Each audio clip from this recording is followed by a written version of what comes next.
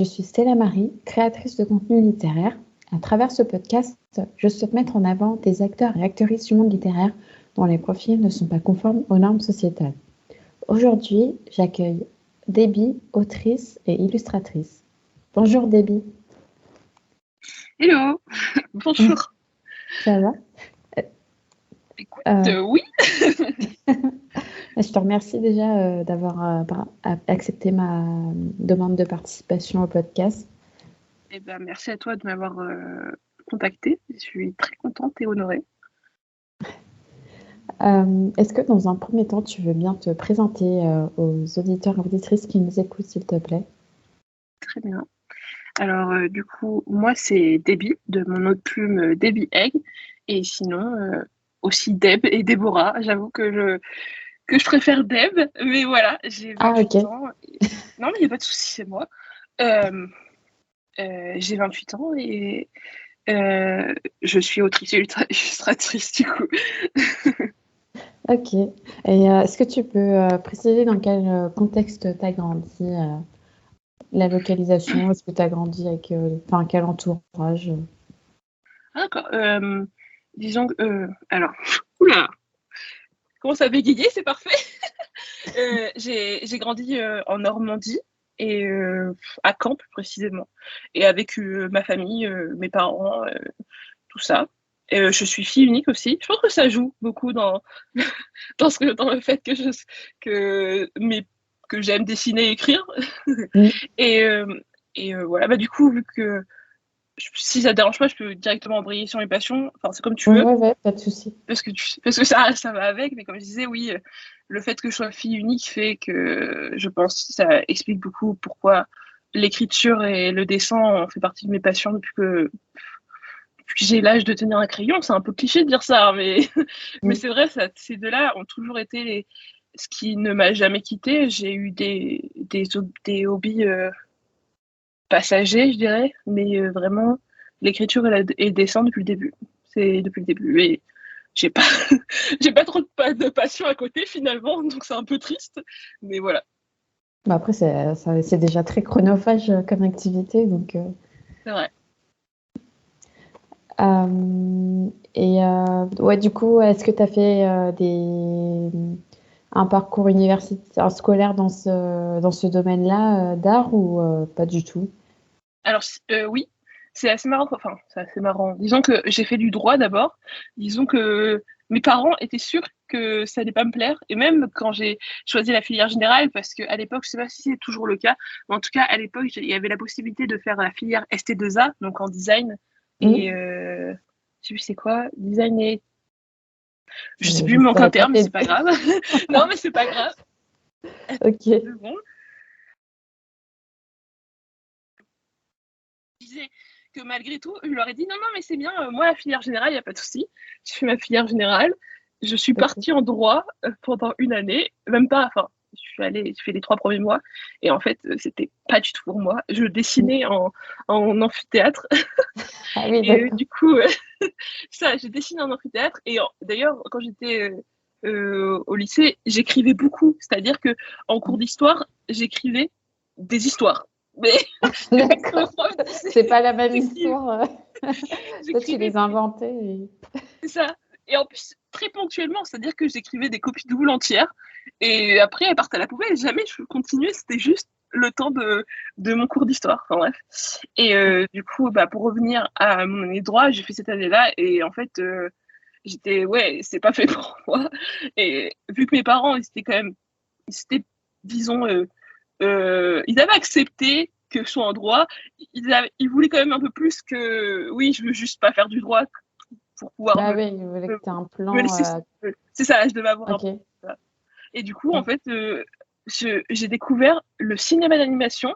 Et c'est assez hallucinant que ça soit pas venu naturellement plus tôt, en fait, parce que quand j'étais au lycée, je crois, ça devait être au lycée, collège-lycée, j'écrivais, enfin, il y avait une plateforme qui permettait de faire ces petits dessins animés, donc préparer son histoire et techniquement l'animer entre guillemets, mais c'était pas vraiment de l'animation comme on entend maintenant, parce qu'on avait déjà des personnages tout faits. C'est comme si on habillait un Sims et qu'on l'animait nous-mêmes, quoi, techniquement. D'accord. Et du coup, j'ai décidé de faire du cinéma d'animation, donc c'est travailler pour me préparer à travailler dans le dessin animé.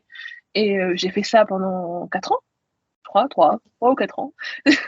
À la fin, j'ai eu l'équivalent d'un bachelor et j'ai travaillé là-dedans D'accord. jusqu'au Covid, en fait. Ah oui, donc ouais, tu as arrêté assez récemment au final. C'est ça. En vrai, non, je crois que j'ai travaillé jusqu'à 2021, en fait, ça, plutôt. Je Ok. me suis arrêtée en 2021, j'étais à la verge de faire un burn-out. Disons que même si ça reste une filière pour laquelle j'ai beaucoup d'amour, je dirais, ça a fait partie de mes premiers amours, on va dire. Et Mm. bah, c'était pas pour moi.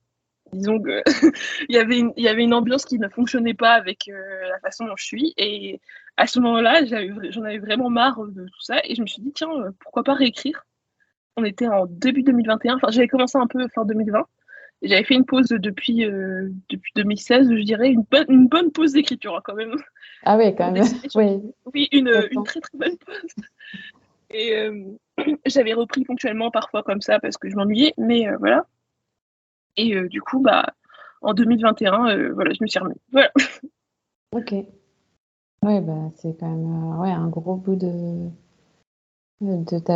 ta vie professionnelle.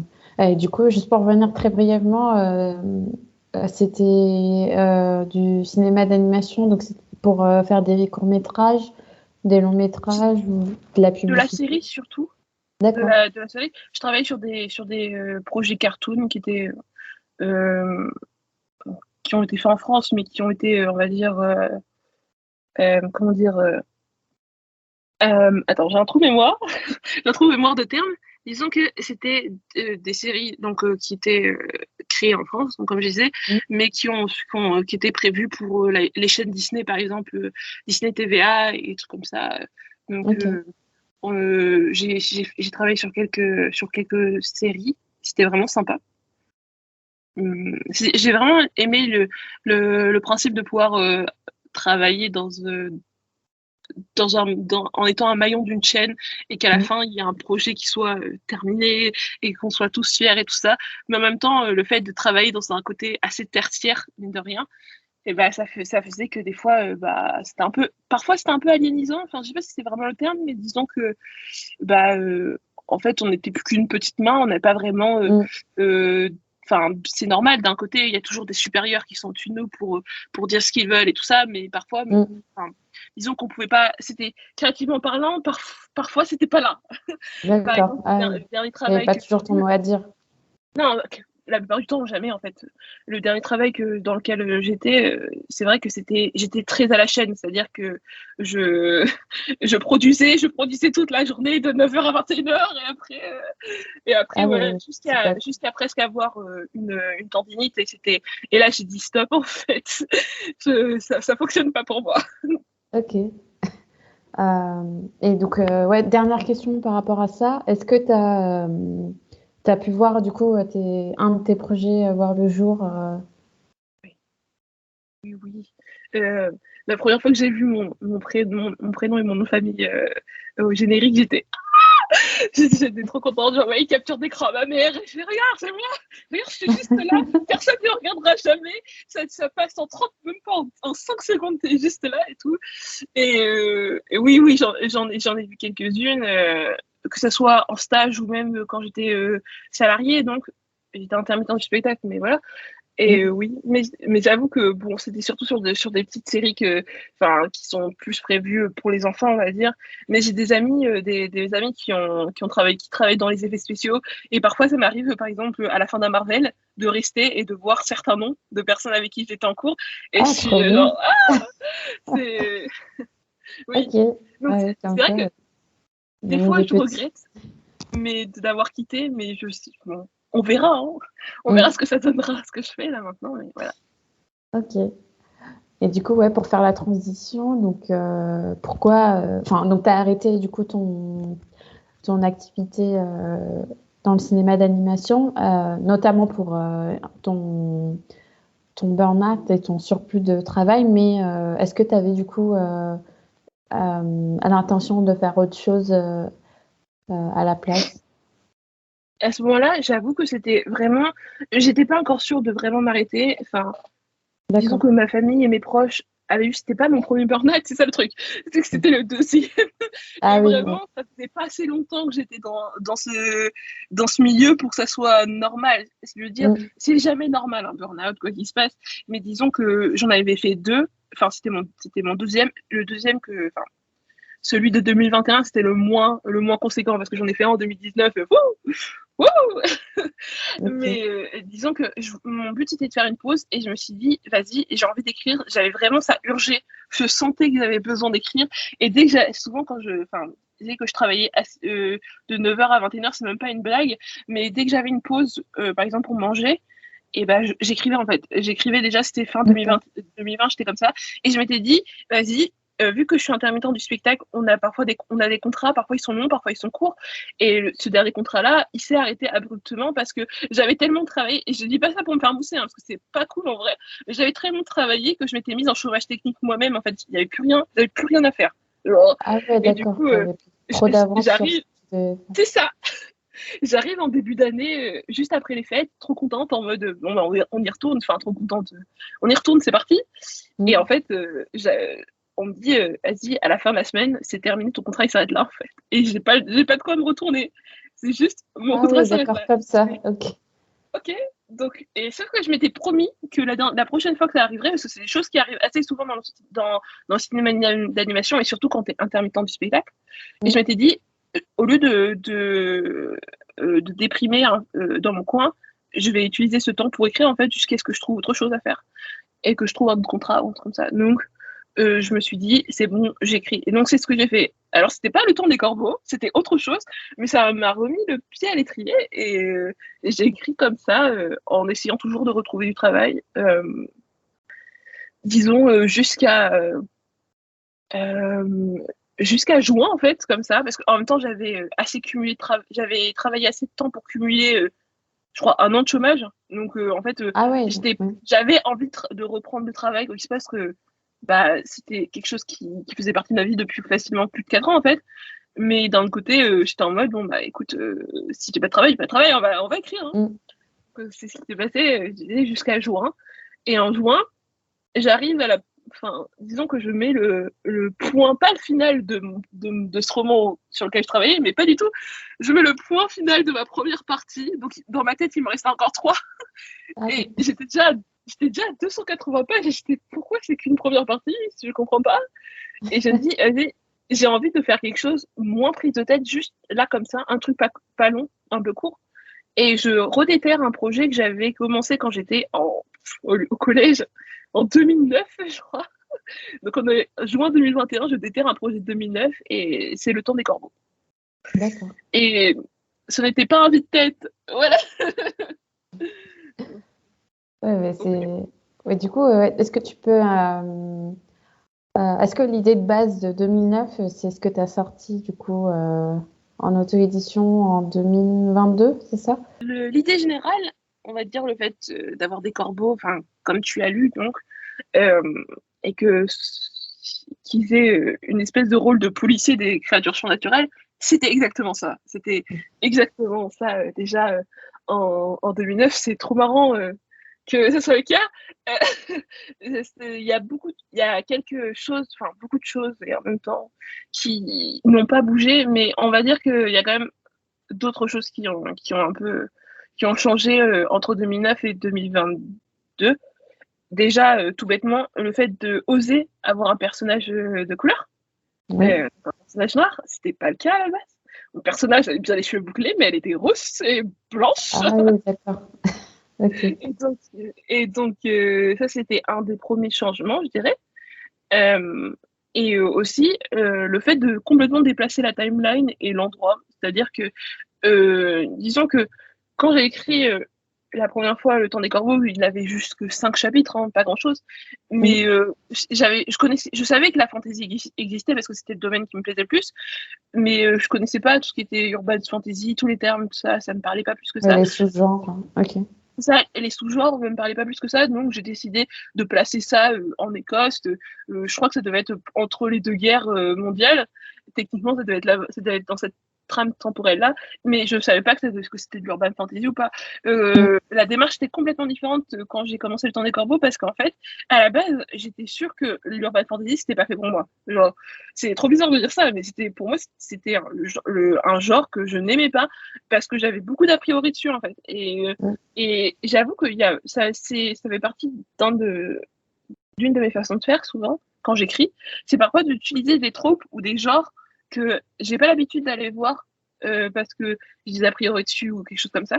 Et juste pour comme un exercice d'écriture, je sais pas, je fais la plupart du temps inconsciemment. Donc du coup, je m'étais dit, vas-y, j'avais entendu quelqu'un critiquer l'urban fantasy. Urban fantasy, donc je disais que je n'appréciais pas à la base. Et donc, c'était l'urban fantasy et les livres écrits à la première personne, en disant que c'était forcément bâclé, que c'était du niveau Wattpad et tout ça, des trucs comme ça. Et ça m'avait énervé, alors que j'écrivais pas du tout dans ce genre-là. J'écrivais de la high fantasy, tout ça, à la troisième personne, des trucs comme ça. Et je me suis dit, vas-y, on va reprendre Le Temps des Corbeaux et on va faire ça bien urban fantasy, bien à la première personne. Je n'avais jamais écrit à la première personne de base. Genre, c'était la première personne. Tu vraiment fait offense, quoi. N'importe quoi. Et du coup, c'est comme ça que ça s'est lancé. Donc, je me suis dit, normal, urban fantasy, on va placer ça quelque part aux États-Unis. Donc, forcément, dans l'État de Washington, avec de la forêt partout. Enfin, c'est la base, non? Et donc, c'est comme ça que c'est arrivé, on va dire. Ouais, donc tu t'es vraiment réapproprié un sous-genre que tu appréciais, enfin, pour lequel tu n'avais pas forcément une certaine. De l'attrayance. Et ouais, moi non plus, j'étais pas. Enfin, avant de lire ton roman, l'urban fantasy, j'en ai lu vraiment quand j'étais adolescente. Enfin, entre mes 13 ans et mes 16 ans, 16-17 ans, je dirais. Et mais après, j'ai complètement arrêté. Et quand je me suis remise à la lecture, c'est vrai que l'urban fantasy, c'était pas forcément le genre vers lequel j'avais vraiment envie de me tourner. Et après, j'ai vu que Amandine de Âme des Livres, elle en avait beaucoup parlé. Je me suis dit, allez, pourquoi pas. Et en fait, ton roman, je l'ai gagné grâce à un concours qu'elle avait organisé. Je me souviens, c'est vrai, on avait organisé le concours en même temps, je crois, à peu près. Mais oui, je me souviens. C'est ça. mais écoute, je comprends complètement ton parti pris, parce que je t'avoue que c'était pareil. Le fait d'avoir commencé Le Temps des Corbeaux a fait que j'ai commencé à lire une quantité d'urban fantasy. En fait, ce que je n'avais jamais fait de ma vie. C'est-à-dire que je suis passée complètement au travers de l'urban fantasy quand j'étais au collège.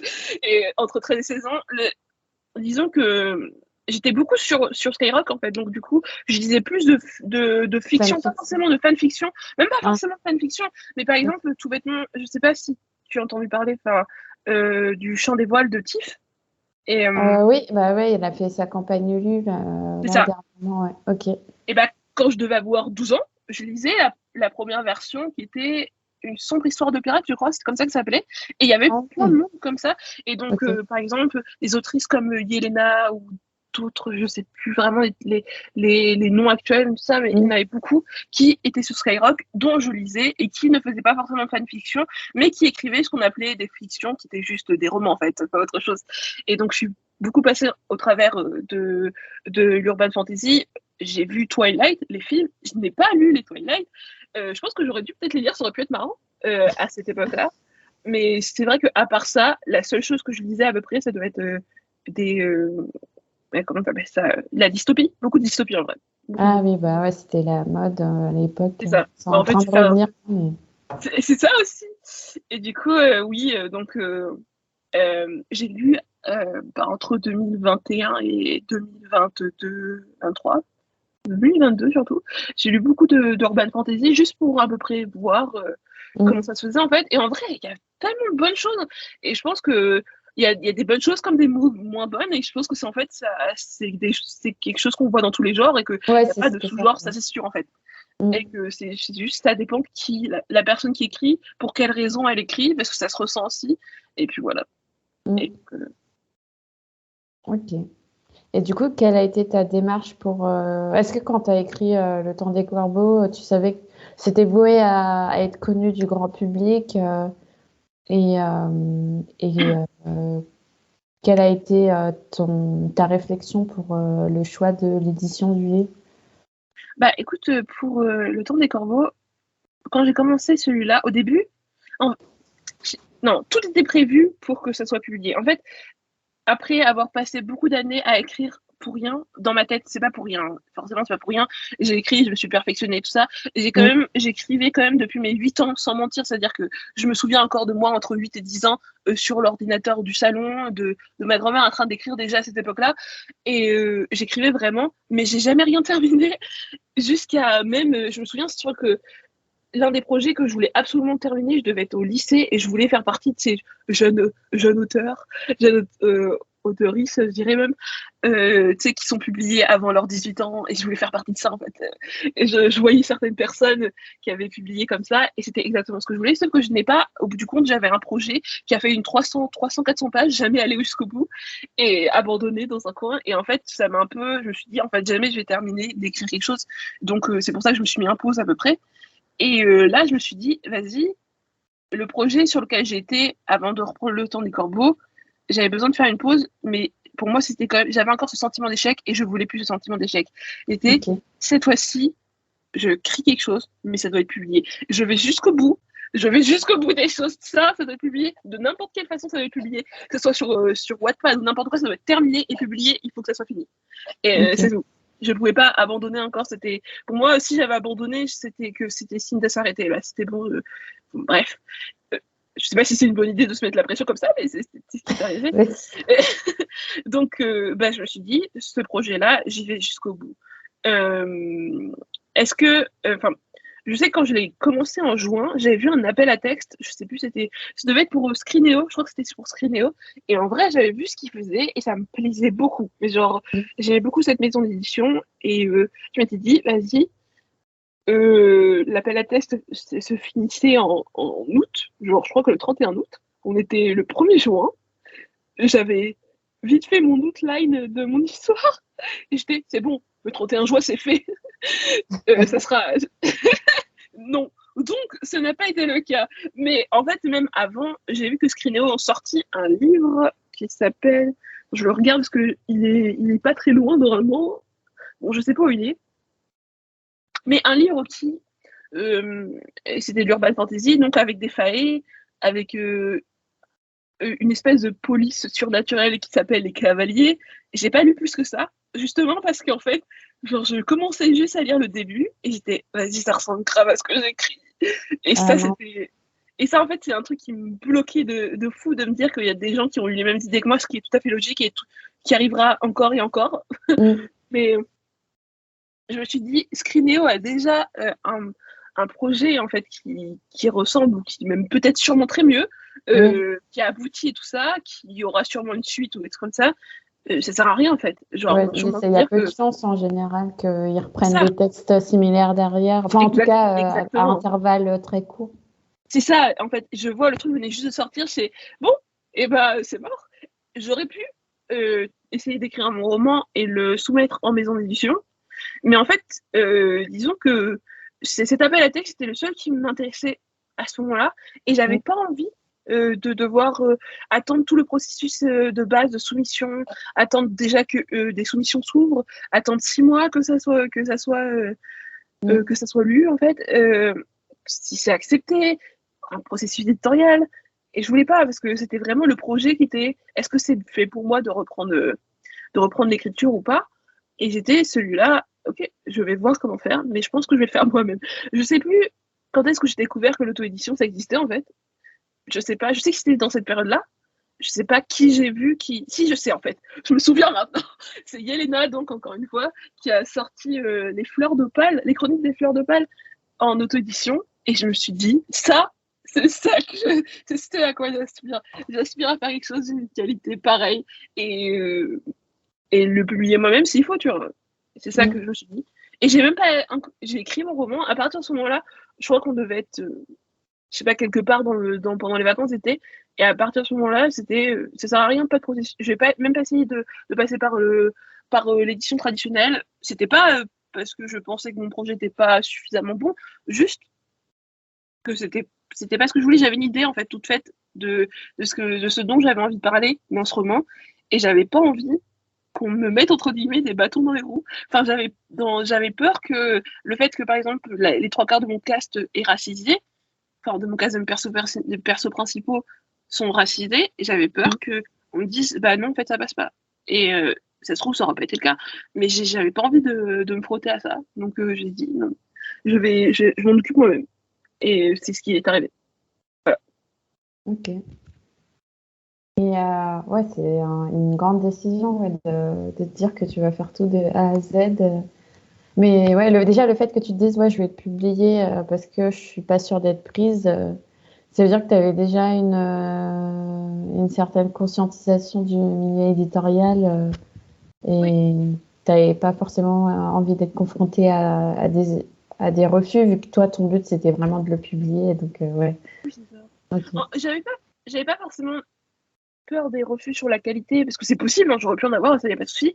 Mais c'est juste que vraiment, j'avais pas envie de m'entendre dire que mon personnage principal ne vendait pas parce qu'elle a les cheveux crépus, qu'elle est noire.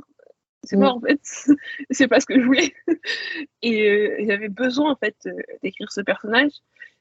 J'avais besoin que. Ouais, je sais pas si c'est pour moi ou si c'était vraiment pour moi, mais c'est le moment, en fait. Parce que avant de commencer à écrire Le Temps des Corbeaux, j'écrivais donc ma toute première version d'Héritage, qui est.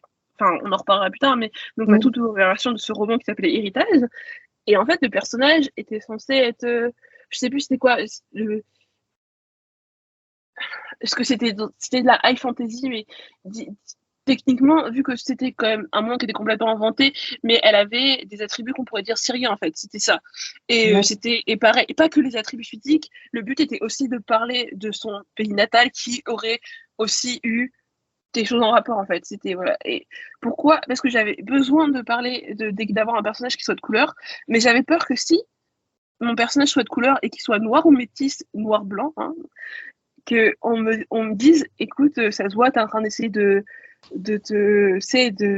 créer un personnage qui est toi, en fait, mais en mieux. Je sais plus c'est quoi le terme, mais tu sais, j'ai souvent entendu ça, mais que pour les personnes de couleur, en tout cas les personnes racisées, en fait, même des minorités tout court. Le fait que si tu mets un personnage minoré, enfin, je sais pas si issu d'une minorité, et qu'il a des choses qui sont en rapport avec toi, que c'est juste toi qui est en train de te mettre une version fantaisiste de toi, juste parce qu'il va vivre des choses mieux que ce que tu as vécu. Et ça, on me l'a dit plusieurs fois. Il y a un terme, je sais plus c'est quoi, et tu sais, j'ai entendu ça une fois pour, comment ça s'appelle, je sais pas si.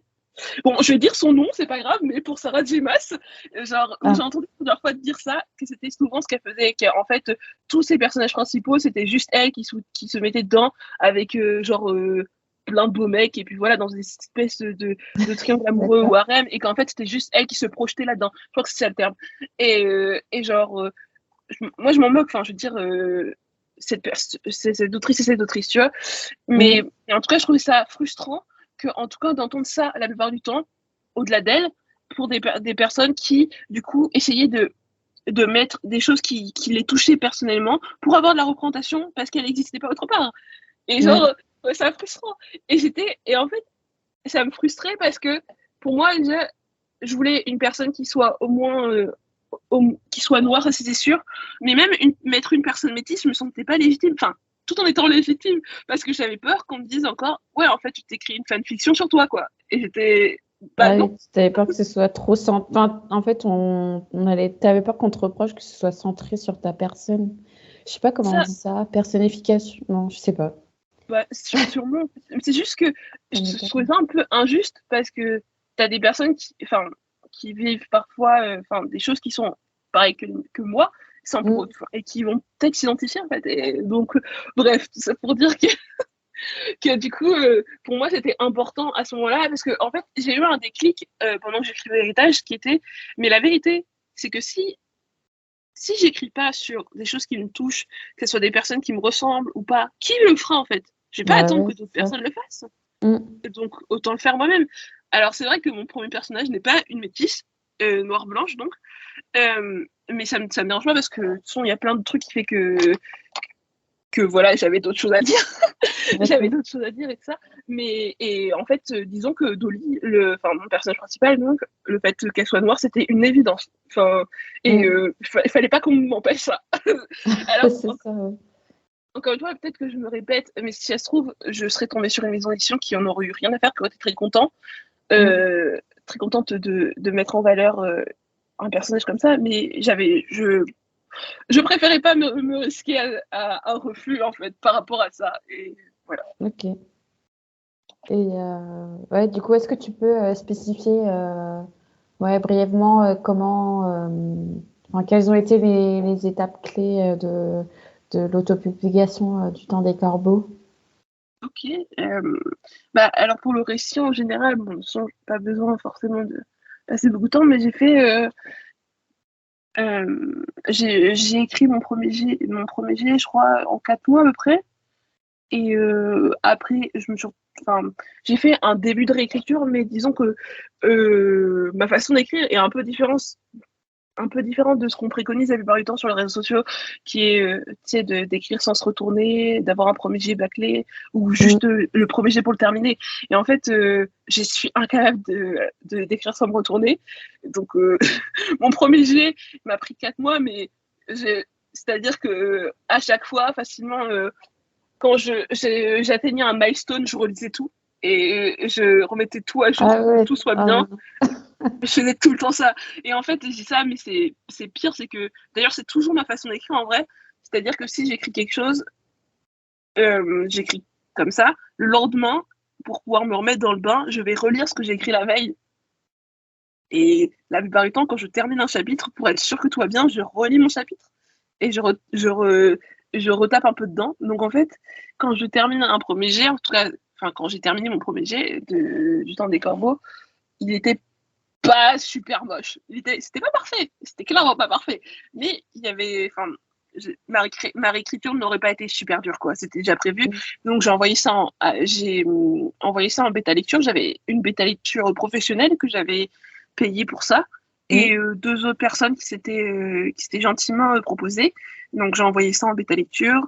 Ça m'a pris, je sais pas, 2 mois, je crois, quelque chose comme ça. Et après, ça m'a pris 1 mois de préparer psychologiquement à ouvrir, à les lire. Donc pendant 1 mois, je remettais à plus tard. J'ai joué. C'est l'une des dernières fois où j'ai vraiment rien foutu de mon mois. J'ai surtout joué d'ailleurs. Et du coup, après, réécriture, donc revue de ce qui avait été vu en bêta lecture. C'était vraiment, franchement, j'avais très peur et ça allait. C'était plutôt, je m'en suis plutôt bien sortie. J'ai quand même dû refaire des réécritures. J'ai eu des chapitres que j'ai dû complètement refonder parce que souvent on te dit oui, ça serait bien que tu changes tel truc que je trouve pas très pertinent, et t'es un peu énervé au début et après tu regardes, tu fais oui, c'est pas pertinent. Et comme ça a l'air pas grand chose. C'est bon, c'est juste un chapitre un peu à retravailler, et en fait tu te retrouves à avoir 7 chapitres comme ça, plus de 100 pages. Ça a un impact du coup. C'est ça.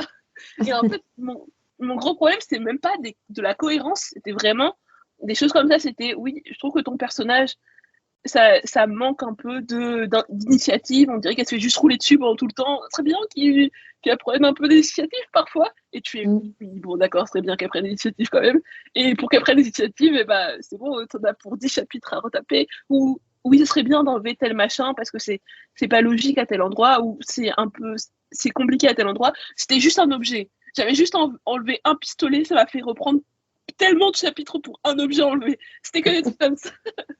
Et donc voilà. Donc quand j'ai terminé ma réécriture, pour l'étape d'après, je sais même plus. Je crois que je suis passée, ça a dû passer en correction, dans mon souvenir. Ça doit être ça. Bien sûr, il y a eu une dernière relecture et tout ça, et c'est passé en correction. Et le truc, c'est que vu que je m'occupais moi-même de faire l'illustration, je crois que j'ai dû commencer à ce moment-là à repenser à la couverture du bouquin, parce que j'en avais fait une, mais qui ne me plaisait plus, parce que j'avais préparé une couverture après avoir écrit le roman pendant un mois. Le roman, il avait un mois de vie et j'avais Ah créé oui, une t'avais déjà couverture ton... et ça D'accord. n'allait pas en fait. C'est-à-dire que ça fonctionnait pour la version de juillet 2021, mais ça fonctionnait pas pour la version disons, de mai 2022 en fait. Et du coup, pendant ce temps-là, j'ai dû retaper ma couverture, ce qui m'a pris un peu de temps. Et c'était pendant la correction. Et après, j'ai récupéré ça, j'ai dû terminer ma couverture à peu près en même temps.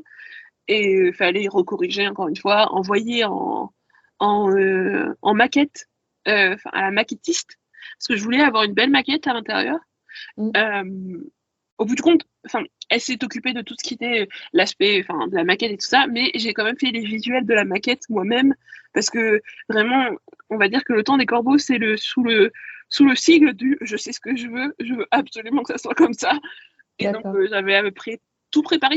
Tout était, j'avais une bonne idée de ce que je voulais. C'était quand même très très Mm. chaotique cette histoire, mais j'avais une bonne idée de ce que je voulais. Donc, j'ai envoyé tout ça à la maquette et en même temps, j'ai aussi fait la carte intérieure parce qu'il y a une carte dans le roman. Et je l'ai dessinée, donc ça prenait du temps. Et en fait, c'est vrai que je pensais pouvoir terminer beaucoup plus tôt. Je crois que à un moment, j'étais dans l'espoir de sortir mon roman quelque part en mai, je crois, ou peut-être avant. Mais en fait, quand tu t'occupes en même temps du roman et en même temps de l'aspect de l'illustration à l'intérieur, tout C'est sûr. l'aspect objet, j'arrive plus à parler, tout l'aspect objet, on va dire, bah, en fait, je suis très mauvaise pour estimer mon temps et, et je me suis fait avoir, c'est tout. Donc, bref, mon but était à la base de faire une campagne Ulule parce que, comme je disais, j'avais vu Yelena faire sa campagne Ulule hallucinante et j'avais des étoiles dans les yeux. C'était ce que je voulais faire. Sauf que j'avais toujours pas de com. J'étais censée commencer ma campagne Ulule en juillet. On était, je crois, 29 mai, quelque chose comme ça, ou début juin. Ma com Mm. n'avait pas commencé. Ah, J'avais pas de com. Je n'avais toujours pas regardé combien il me fallait en fait pour cette campagne Ulule. Je savais pas ce qu'il fallait. Je savais même pas comment faire une campagne Ulule. J'étais toujours en train de terminer le roman en lui-même, dans le sens où les dernières finitions, j'attendais comment ça s'appelle le mince, comment on appelle le truc à l'arrière là pour le référencement. J'ai un trou de mémoire. l'ISBN? C'est ça, j'attendais l'ISBN parce que je me suis pris encore au dernier moment.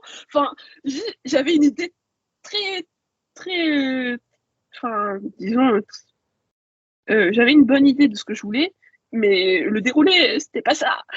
Du coup, j'arrive, je crois, je commence, comment ça s'appelle, ma com, je fais le cover reveal, la cover reveal, je sais plus comment ça se dit. Et en vrai, je commence à avancer ça et je me dis, en fait, si je fais une campagne Ulule là, dans l'état où je suis, ça va pas les faire. Ça va être le Ce chaos, sera pas dans ça va les temps. ressembler à rien, je vais être dans les choux, je vais jamais y arriver. Et je commence à stresser, ça m'angoisse en fait. Ça m'angoisse. Et puis un moment, c'est toujours comme ça quand je fais des choix, c'est-à-dire que je retourne les choses 15 000 fois dans ma tête, et à un moment, mon choix il arrive, et c'est en 30 secondes il est là. Si le choix il est là, j'arrête tout. Et c'est exactement ce qui s'est passé. J'étais en train de discuter avec quelqu'un, et je fais, en fait, pourquoi je décide de faire une campagne Ulule? Sinon, je sors tout sur Amazon, et puis tant pis, hein. On fera une campagne Ulule plus tard pour faire une version collector, comme ça, et puis Mm. genre quand on terminera les 3 romans, ou je sais pas trop quoi, enfin bref. Mais en tout cas, là, si je sors pas le roman, là, je vais jamais sortir. Ça va juste attendre et je vais juste repousser. Donc, ni une ni deux, le lendemain, je fais un post en mode bon, il y aura pas de campagne. Ouais, j'ai vu, j'ai remonté un peu ton feed. Tu t'es résolu à pas en faire, du coup. Ah oui, non, mais ah là là. C'est marrant parce que quand ça m'a. J'ai eu un stress d'un coup en moins. Ouais, j'avais l'impression qu'en fait, pour être légitime en tant que autrice auto-éditée, il fallait Mm. que j'ai une campagne Ulule. Pour moi, c'était genre comme si c'était la base en fait. C'est que si, quoi, tu te fais pas éditer par une maison d'édition, ah bah t'as intérêt à faire un financement participatif au moins. Parce que si ton financement participatif il fonctionne, ça veut dire que tout le monde comprend que ce que tu as proposé, ça va en fait. Et je sais pas comment dire, mais c'était une façon de penser qui était pas bonne en fait. Et, et je voulais pas parce qu'en vrai, je croyais ça pour moi. Ça veut dire que si j'ai des potes qui sortaient un roman juste par Amazon ou par n'importe quelle autre plateforme sans passer par une campagne Ulule, pour moi, c'était des autoristes qui ont le droit de publier, ils ont le droit de se nommer comme tels. Mais moi, non, moi, non, pas moi. D'accord. Du coup, quand j'ai compris que ma façon de penser était biaisée, j'ai juste décidé de publier par Amazon et je sais pas, 2 semaines plus tard, c'était bon, je crois. Au lieu de 1 ou 2 mois ou même plus. Donc voilà. Bon, après, il a continué à faire de la com pour le bouquin et ça, c'était horrible. Par contre, ça, Ouais, est-ce que c'est toi qui faisais tous tes visuels, tous tes posts? C'était. Ouais, faut vraiment s'accrocher. Hein. Et j'avoue que faut s'accrocher. En plus, ça coûte cher. Et comme je disais, j'avais une idée toute faite de ce que je voulais, mais je pense que j'avais pas assez bien bossé le budget. Et la campagne Ulule avait au moins cette chose qui était bien, c'était de pouvoir t'aider, tu vois.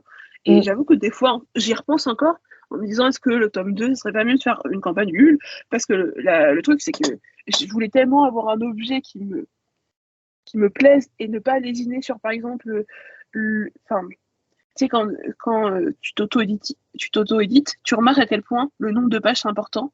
Pas parce que ça peut rebuter une ou un futur lectoriste, mais parce que genre tu payes la page. Oui, ça coûte cher. Ça coûte super cher. Et j'étais là, moi, avec mes 625 pages, là, et j'étais, purée, c'est l'enfer. Oh là là, ça va pas. Alors déjà, j'étais, au début, moi qui voulais au moins faire une sortie en relié, parce que c'est un bel objet, un livre relié, et c'était mort, c'était fini. C'est fou. C'est pas possible, en fait. Et ouais, donc, genre, quand j'ai commencé à penser au tome 2, même si on était déjà pensé à la base, ma plus grande peur, c'était d'avoir encore un pavé, en fait. Parce que j'étais en mode, si j'ai un pavé, je vais encore avoir un roman qui, juste à l'impression, coûte 9 euros.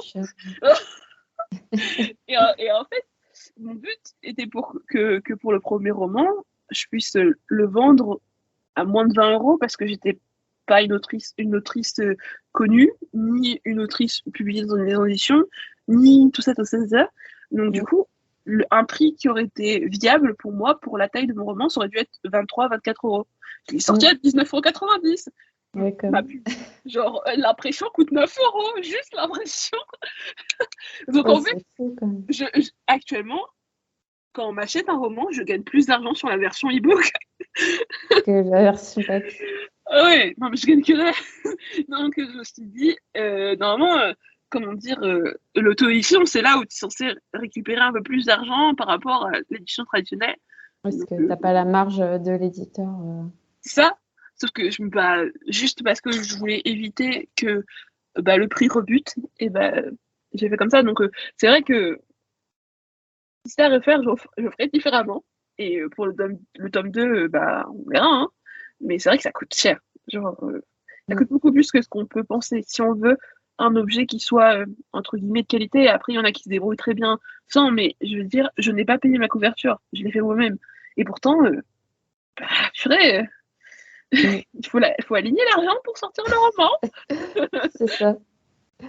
Ouais, tu as tout payé de toi-même. Et ouais, quand tu t'auto-édites, tu n'as pas d'aide de la région ou des aides enfin, tu n'as pas d'aide de l'État, quoi. Tu dois tout sortir de ta poche. Encore une fois, j'ai dit, j'avais une idée de ce que je voulais faire, mais pour le dérouler, je n'ai aucune idée. Si ça se trouve, t'es pas renseignée. Non, je me suis clairement pas renseignée. Déjà, j'ai mis tellement de temps à faire ma demande à l'URSSAF pour l'auto-édition, pour être un artiste-auteur. En fait, la paperasse me fait peur. D'ailleurs, plus que le stress de préparer une campagne Ulule, le vrai stress, c'était la paperasse. Tout ce qui était en rapport avec le fiscal, et tout comme ça. J'avais tellement peur que j'étais... non, en fait, non, ça va le faire le plus simple, au plus simple. Donc, j'ai pas vraiment... Je suis allée tête baissée, j'ai foncé tête baissée, parce qu'encore une fois, pour moi, c'était un peu... Genre, il fallait absolument que je termine ce roman, que ça soit fait, tout ça, et j'avoue que l'auto-édition, j'apprécie, je suis contente de la liberté que ça donne, et du fait que tout le monde, techniquement, peut s'y frotter, en fait. s'il en a le courage, s'il en a envie, ou même parfois, il y en a qui vont qui vont sortir des romans sans vraiment les pousser plus, et juste parce qu'ils ont envie, et que c'est comme ça. En vrai, ils font ce qu'ils veulent. Mais ce que je veux dire, c'est que ça reste quand même beaucoup de travail quand tu veux faire quelque chose de qualité, et c'est beaucoup de pression. Et à des moments, j'étais... Quand est-ce que j'écris juste pour écrire? Parce que tout bêtement, pour le tome 2, et même pour un autre roman que j'avais commencé à écrire, qui est en pause actuellement, en fait, t'as tellement le stress de tous ces trucs-là, le prix pour l'impression, le prix pour la correction, le prix pour la bêta lecture si tu décides de prendre une personne professionnelle. Mais une correction, tu es obligé de prendre une personne professionnelle, c'est important. Je le martèle, c'est important. Et en fait, j'ai envie de dire que ça coûte cher. Non, ça coûte le prix que ça doit. C'est juste que quand tu fais ça tout seul, ça fait mal quand même. Et le truc, c'est que j'arrive toujours pas en auto-édition, en tout cas pour mes romans qui sont pour l'auto-édition, je n'arrive pas à écrire sans stress. C'est-à-dire que tu sais, quand tu écris, quand tu commences, t'as 10 000 mots, tu passes la barrière des 10 000 mots, t'es trop content, t'es genre, waouh, trop bien, j'ai écrit 10 000 mots, les 20 000, les 40 000, les 50 000, les 60 000, les 70 000, 90, c'est là que tu commences un peu en mode, comment si je suis à 90 000 mots et je suis toujours pas à la moitié? C'est toujours pas terminé, genre, qu'est-ce qui se passe? Tu commences à stresser, tu vois les pages défiler, tu vois que t'es là, t'es à 350 pages, je fais, ouh là là, il va falloir couper là-dedans. Parce que mon gros problème, c'est que j'écris des pavés, et des personnes qui sont l'inverse, qui n'arrivent pas à écrire plus de 70 000 mots. Et franchement, bravo, moi j'aimerais bien. Oui, après, ça dépend de la personnalité de chacun, de son imaginaire. Et ouais, c'est le fait de devoir, encore une fois, tout regarder pour éviter que tout coûte cher, en fait. Ça fait wouh. Bref, voilà. Mais sinon, l'auto-édition, c'est bien, allez-y. Et du coup, est-ce que tu peux dire quels auraient été les retours des lecteurs et lectrices? Alors, attends, je tousse. C'est plutôt bon. Très surprise, hein, vraiment.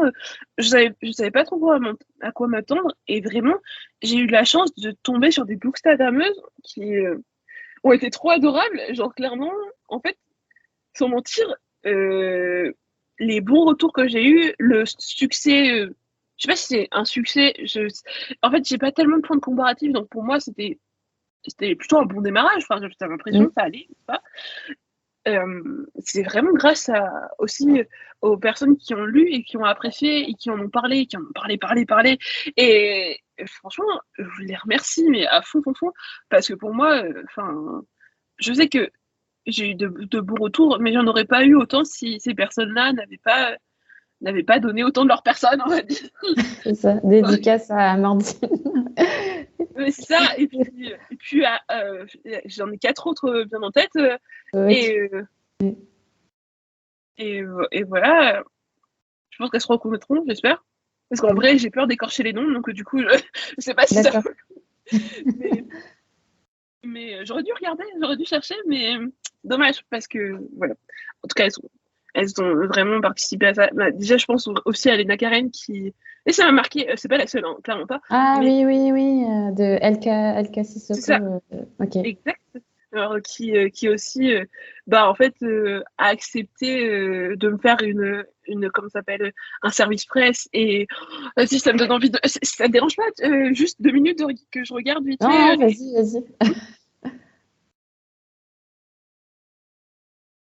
Déjà, la fille du livre aussi, qui était l'une des premières, en fait, qui venait, alors que j'étais toujours en phase d'écriture, j'avais toujours pas terminé ça, et qui prenait des nouvelles pour voir comment ça avançait et tout ça, et qui à la fin, pareil, a été l'une de mes premières services presse, et pour qui, ça a bien marché, en fait. Grâce à elle, ça a bien marché. Mes phrases ne sont pas très claires, mais voilà. Et sinon, comme je disais, Lena Karen, grâce à qui ça a bien fonctionné, parce qu'elle a donné des avis en direct, et Maëlle aussi. Oui, je ne dirais pas enfin, Maëlle, voilà, parce que je lui D'accord. Et puis Amandine, en fait. Après, je pense qu'il y en a d'autres quand même. Mais tu sais que ces 4-là, j'ai l'impression, ces 4-là, j'espère que j'oublie personne parce que je vais me sentir mal, mais normalement, ça devrait aller. Mais ces 4-là ont vraiment bien fait ma com, en fait, ont bien été. Et ouais, je sais que ça a fait que j'ai eu plutôt des bons retours, des personnes qui étaient très contentes de voir, comment dire, des personnages noirs, comment dire, en personnage principal, un personnage noir en tant que personnage principal, et qui était, oui, c'est trop bien, en plus elle est badass, qui pour moi, elle est pas forcément badass, mais c'est genre un peu, bien sûr, mais en fait, mon personnage a quand même plein de défauts et plein de failles. Je sais pas si c'est la même chose, en fait, techniquement, défauts et failles, c'est Après, la même chose. ça n'empêche pas de prendre des initiatives. C'est ça. Ouais. Et du coup, j'étais vraiment contente. Toutes des personnes qui m'ont dit qu'ils étaient trop contentes d'avoir enfin une héroïne qui leur ressemble et qui fait des trucs de ouf et qui a le droit d'être aimée en fait par des personnages en fait qui n'est pas juste le personnage en arrière-plan qui va sûrement mourir parce que c'est comme ça pour que le héros principal blanc forcément puisse avoir son arc de je sais pas trop quoi. Voilà. Et j'étais contente que ça ait pu parler à ces personnes. Et aussi, voilà. Un des trucs qui m'a vraiment plu aussi, c'est qu'on me dise que j'avais de l'humour d'un bon roman. Et j'étais contente parce que la plupart du temps, on est toujours en train de me dire que j'ai pas d'humour. Et franchement, maintenant, à chaque fois qu'on me dit, ouais, t'as pas d'humour et tout comme ça, je dis, ah ouais, et ben mes lectrices, ils disent complètement l'inverse. Lis mon roman. Donc ouais, franchement, ouais, je m'en suis plutôt bien sortie. Je sais pas si j'ai eu des avis négatifs. Après, je suis pas allée à la recherche des avis négatifs. Mais en tout cas, des personnes qui ont publié sur Amazon ou des trucs comme ça, je trouve que ça va. Je suis vraiment contente. J'ai eu des messages qui m'ont bien émue et j'étais contente parce que c'était un peu un pari avec moi-même et pari réussi. Voilà. Bon, alors disons que, comme je disais, les retours au début ça fonctionnait bien, mais le problème c'est que il faut faire vivre le roman et c'est vraiment dur. Moi, je sais pas faire ça. Genre, mon roman complètement à l'abandon actuellement. Enfin, pas parce que je veux dire, dans le sens si je regarde mes ventes Amazon, c'est une blague. Je peux à peine m'acheter un McDo par mois. Enfin, voilà. D'accord. Et c'est pas grave parce qu'en vrai, je sais, c'est le jeu. Je paye plus de pub pour pouvoir pour qu'il soit mis en avant. Je fais plus de pub sur mon compte. J'ai beaucoup de mal à gérer mon compte quand j'écris. Donc quand c'est comme ça, c'est comme ça. Pour l'instant, j'accepte. Donc c'est voilà. tout un métier, la communication. C'est ça. Et j'ai du mal à me vendre, en fait. Parfois, j'ai l'impression d'être en train d'essayer de mentir, en fait. Et ça me met mal à l'aise. Ou j'ai peur que des gens en aient marre, en fait, parce que t'as ceux qui sont là depuis le début, qui ont vu 1000 fois. C'est ça, qui ont déjà lu. C'est ça, qui ont déjà lu, qui ont vu 1000 fois mes pubs et trucs comme ça. Et je me sens mal à l'aise. Et même quand je fais parfois des pubs, tu sais, sur Instagram où tu te mets en contenu sponsorisé, je suis mal à l'aise parce que dès que je vois ma propre pub, je suis mal à l'aise et je dis, il y a des gens qui ont déjà dû voir ça 5 fois, ça se trouve, ça doit vraiment les énerver et tout ça. Et le syndrome de l'imposteur, il est là 15 fois plus fort que d'habitude. Et ouais, je trouve que la com, c'est pour les bras, c'est pas pour les faibles, hein. Genre, ça veut rien dire comme phrase. Il faut être brave, hein, parce que pour moi, c'est quelque chose qui, en tout cas, ça me prend vraiment trop de temps, en fait, pour aucune raison. Écrire un post Instagram, ça me stresse tellement que parfois, je cale toute une après-midi juste pour faire un carrousel, et ça, c'est pas possible. Donc, quand je suis en phase d'écriture, bah, je disparais, c'est bye. T'es dans ton terrier. C'est exactement ça. C'est exactement comme ça que je l'appelle, en plus. Ah, d'accord. Donc oui, je suis dans mon terrier. On me revoit plus. J'essaye parfois de revenir, un peu, de faire des stories et tout ça, mais je me sens encore plus mal à l'aise parce que j'ai disparu pendant plein de temps et que je reviens juste pour donner des infos. Et je me sens pas légitime alors que c'est le but de ce compte. Enfin bref, c'est un cercle très vicieux, mais voilà. Donc, du coup, ouais, si je comprends bien, là, tu es en train d'écrire ton roman qui va paraître chez Hachette. Oui. C'est ça. Héritage. Oui. C'est surtout. là-dedans, j'ai les mains à fond dedans, là, je sais pas comment on dit, il y a plein de cambouis, là, où je sais plus c'est quoi l'expression, mais oui, c'est actuellement, c'est ce que je suis en train de faire depuis, je dirais, depuis le début. En vrai, je me suis mise à fond en début octobre, ça fait presque 2 mois.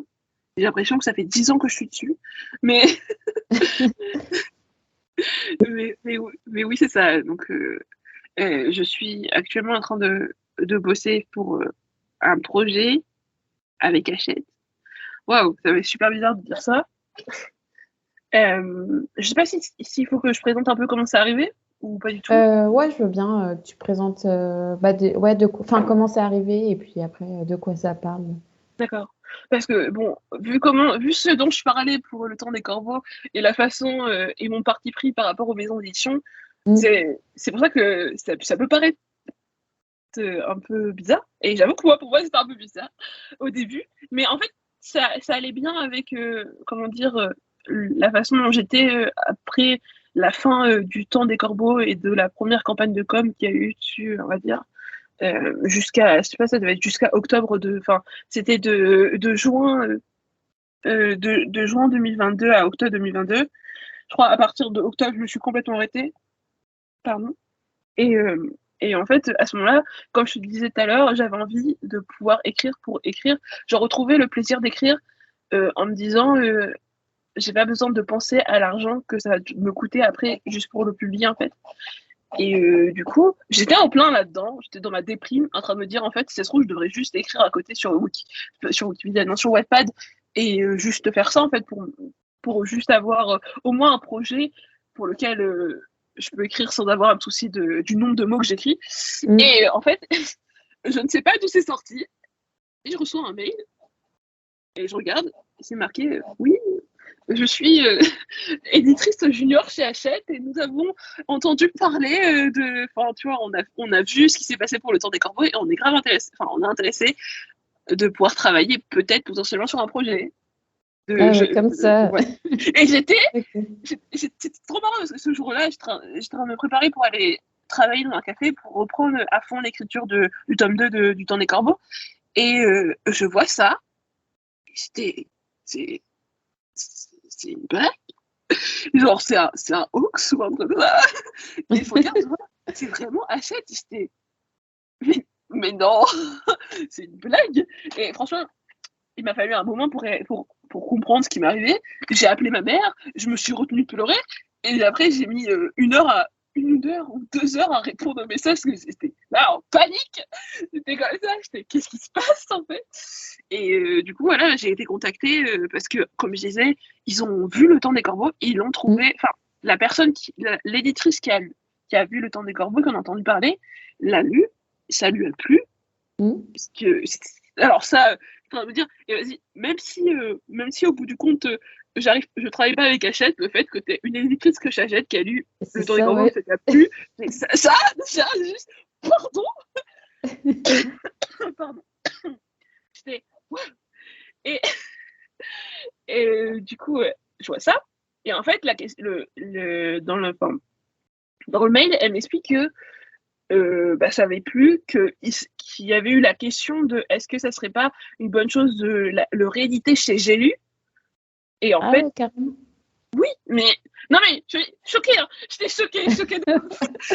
Non seulement ils veulent bosser sur un projet avec toi, et en plus ils veulent rééditer ton roman. Ah non, ça s'est pas fait parce que justement c'était ça le problème, c'était que ça rentrait pas dans dans leur ligne éditoriale. Je crois le que c'était catalogue, ouais. Okay. Ouais, dans le catalogue ça fonctionnait pas parce que mes personnages étaient trop adultes en fait.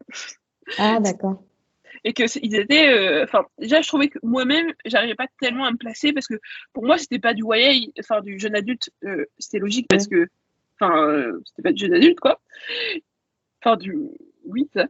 Mais en même temps c'était pas du new adulte parce que on va dire que le roman est clean. Oui, il n'y a pas de scène. Ouais. Et donc, justement, le fait qu'il n'y ait pas ça faisait que j'étais dans aucune, entre guillemets, des deux catégories, tout en étant... Je trouvais quand même un peu enfantin sur certains points, mais sur d'autres points, il était assez dur, en fait, à à lire, et je sais que j'ai eu des retours là-dessus. Désolée de repartir encore sur le temps des corbeaux, mais je disais que j'avais eu des retours là-dessus qui me disaient que sur certains points c'était un peu dur à lire. Donc il était vraiment entre deux catégories, d'une certaine manière inclassable, à part en fantasy. Et donc du coup c'était pas possible pour le temps des corbeaux, mais que la question était si j'avais d'autres projets sur le coude, pourquoi pas. Et j'avais un autre projet sur le coude qui n'était pas du tout héritage, qui ne les a pas intéressés, et donc que je garde d'ailleurs sous le coude pour peut-être une autre maison d'édition, mais on verra. Et donc je commence comme ça à essayer de trouver un autre projet qui pourrait leur plaire. Mon problème, c'est que moi, je fais pas dans le jeune adulte, je fais toujours dans l'adulte, juste l'adulte, parce que c'est plus simple. Quand tu es dans un monde semi-réel où, voilà, si tu es un adulte, tu n'as pas besoin de te poser une question de est-ce qu'il est censé conduire une voiture ou pas, ou est-ce qu'il est censé faire ça ou pas, tu sais que tu peux le faire. Tu n'as pas à te poser certaines questions. Il n'y a pas de compte à rendre à un parent, la plupart du temps, il peut, tu vois. Il n'y a pas besoin de faire le délire de oui, je suis orpheline ou pas. C'est pas grave si on le fait, hein, mais ce que je veux dire, c'est que, parce que, en fait, quand c'est des personnes qui sont un minimum adultes ou qui sont dans la vie active, et ça fait, pour moi en tout cas, il y a moins de problèmes à gérer. Et donc, je n'avais aucun roman sous le coude, à part celui que j'avais proposé qui n'avait pas été retenu, pour des jeunes adultes. Rien du tout. Et en fait, j'avais l'impression que j'avais jamais lu de livre jeunes adultes, et je crois que c'est vrai, parce que à partir de ce moment-là, du coup, vu que j'étais dans une espèce de processus de soumission en fait d'un projet, j'ai beaucoup lu de jeunes adultes pour voir ce qui se faisait, ça. Donc bref, j'essaye de proposer un nouveau projet et je commence à le bosser de nulle part, c'est-à-dire que j'avais rien, donc je le commence from scratch comme on dit. Et en plein milieu, j'avais de l'aide beaucoup de l'autrice, comme je disais, plein de fois, je l'ai nommée plein de fois, mais Yelena, et donc avec qui je discutais parce qu'elle a eu à peu près le même parcours, à quelques détails près. Parce qu'elle aussi était contactée par Hachette suite à sa campagne Ulule. C'est celle que je disais que je voulais faire pareil. Elle a été contactée suite à cette campagne Ulule, et donc, vu que je voyais que on avait pris le même parcours, je suis allée pleurer pour lui demander de l'aide. Et donc, je discutais avec elle pour savoir à peu près ce qui pouvait intéresser Hachette pour pas faire n'importe quoi. Et en vrai, je commence à lui parler un peu du projet que je commence à monter, et elle m'oriente d'un côté ou d'un autre, tout ça. Et en fait, pendant que je discute ça, je me souviens d'un projet, c'est Héritage, le premier, celui qui m'a fait remettre le pied à l'estrier. Il y avait ce projet-là. Et le problème de ce projet, c'était, je veux dire, vraiment le délire comme on peut avoir dans Le Seigneur des Anneaux et trucs comme ça, avec un personnage jeune en personnage principal, mais beaucoup d'adultes à côté. Et donc ça fonctionnait toujours pas techniquement dans les faits, en fait. Et surtout, le problème, c'était surtout que, vu que j'avais fait une croix sur héritage, beaucoup d'idées d'héritage étaient passées sur le temps des corbeaux. J'avais presque pompé j'avais pompé une bonne partie dessus, en fait. Et donc, je pouvais pas reprendre l'état. C'était pas possible, parce qu'ils étaient vraiment trop proches, en fait, en termes de personnages principaux et tout ça. Et donc voilà, et je me suis souvenue d'un jour, alors que j'écrivais donc Héritage en 2021, et que j'avais imaginé un spin-off. Alors, faut pas me chercher, je pars toujours très loin. J'ai imaginé un spin-off d'Héritage quand j'aurais écrit 5 tomes, ce qui n'est jamais arrivé, ce qui n'arrivera jamais, donc on est tous d'accord. Et j'avais imaginé un spin-off qui se passait dans le même univers, mais dans un endroit qui serait inspiré de la Polynésie, et donc avec Héritage, ça se passe avec des monstres et trucs comme ça, et en gros toujours les mêmes monstres et tout ça, sauf que au lieu que que Héritage, ça parlait de personnes d'un groupe qu'on appelle les Traquemorts qui chassaient des monstres qu'on appelle les fléaux, et en fait c'était sur Terre, et en fait ce spin-off c'était sur mer, donc des Traquemorts mais sur l'eau, et je m'étais dit que ça serait trop bien, qu'il y aura un délire Moana, et que voilà, faut pas me chercher, c'était dans ma période en plus, et j'ai écrit un scénario comme ça sur un carnet, un truc complètement, genre sur 5 pages, je crois, et abandonné, mis dans un coin, et je me suis dit, je l'ai mis dans la pile des projets que je prendrai dans 10 ans, tu vois, et pour moi, c'était un truc que jamais j'y retoucherai, et en fait, je commence, et je me souviens, c'est le seul projet de YA, vraiment YA, tu vois, avec le délire, avec tu sais, une romance un peu enemies to lover, ou un petit peu, enfin, pas très loin, on va dire, et donc que j'avais, et que j'avais complètement oublié. Et là, je me dis, vas-y, j'écris un mail, je pitch vite fait l'idée, et on me dit, ok, je veux en savoir plus. Je pitch un peu plus l'idée. Je pitch un peu plus l'idée et là on me dit ok bah tu nous proposes le projet et on voit. Et on voit si ça. C'était lancé quoi. Okay. Donc on est en novembre 2022. Ça fait 1 an. Waouh. Et un peu plus d'1 an du coup. Je crois que c'est ça, 1er novembre 2022, le début du nano et je me dis ok, on utilise ce nano pour monter ce projet et c'est ce que je fais. Je fais trop parce que j'écris vraiment beaucoup trop. J'ai fait l'équivalent d'un mini-roman juste de présentation de projet avec chapitres et tout ça et tout. Attends. Bref, fast forward, il se passe, on va dire, beaucoup de va-et-vient de est-ce qu'on va prendre vraiment ça, est-ce qu'on va pas prendre vraiment ça. Disons qu'il y a beaucoup de discussions et techniquement, j'étais censée pouvoir faire autre chose pendant ce temps-là, mais j'étais tellement stressée que j'avais que la tête à ça. Et j'arrivais plus à écrire à côté, à part ça, tu vois. Et donc, voilà. Et puis finalement, on arrive en juin où il s'est passé plein de trucs. Et c'est la version finale de la présentation de projet. On est d'accord que le projet n'a pas été écrit à ce moment-là. J'ai 3 chapitres. J'ai que 3 chapitres. Et ça fait quoi, 17, 19 000 mots, 20 000 mots en gros. Mais en tout, j'ai écrit plus de 87 000 mots sur le sujet. En tout. Mais non.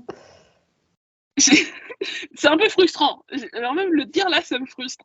Mais bon, voilà. On arrive en juin et en fait, je signe sur 3 chapitres, ce qui paraît complètement hallucinant. Moi, je m'attendais que le projet, tu sais, si ça leur avait plu, ils m'auraient dit bon, bah, tu nous écris le roman et on voit à la fin si c'est bon.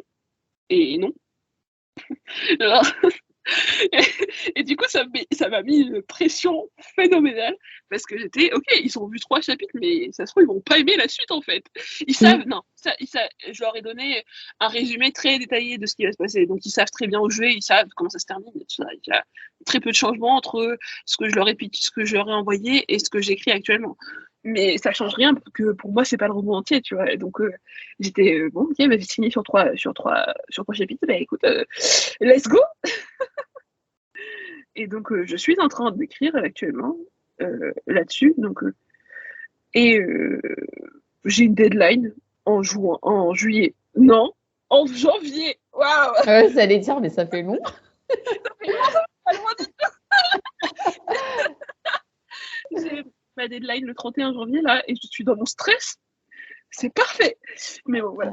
Et donc, pour présenter donc là, pour tout finir, là. Ouais.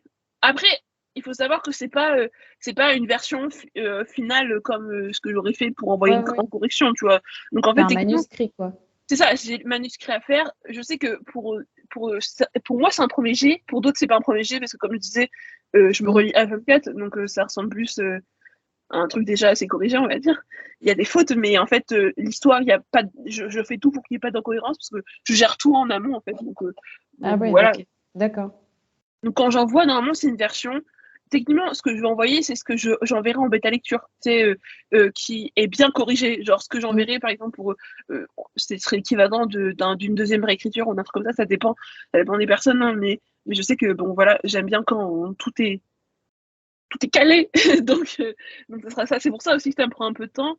Mais bon, en tout, j'ai commencé vraiment en octobre, on va dire. Ça fait quoi? Octobre, novembre, décembre. Janvier, 4 mois. Oh là là, purée. Je ne sais pas estimer le temps. Voilà. J'aurais que 4 mois pour pouvoir l'écrire. Et donc, pour te présenter un peu, je n'ai pas pitché ce roman. Je ne sais pas le pitcher. Donc, on va essayer. Disons... Ok. Désolée, c'est super brouillant. Vu que je sais pas comment pitcher l'histoire, on va dire ce qu'il y a à peu près dedans. C'est une histoire avec des fléaux, donc des monstres qui ressemblent à des kaiju, c'est tout ce qui est genre Godzilla et tout ça, on va dire. Et des chasseurs de monstres. Et un personnage qui maîtrise l'eau. Donc on va dire c'est un mélange entre Pacific Rim, Pacific Rim, Pirates des Caraïbes, Avatar, le dernier maître de l'air, et Atlantide, je dirais à peu près. Ah oui, et Moana du coup. Valena. C'est un mélange. Je sais toujours pas pitcher cette histoire, donc je saurai la pitcher quand je l'aurai terminée et que je pourrai en résumer et tout ça.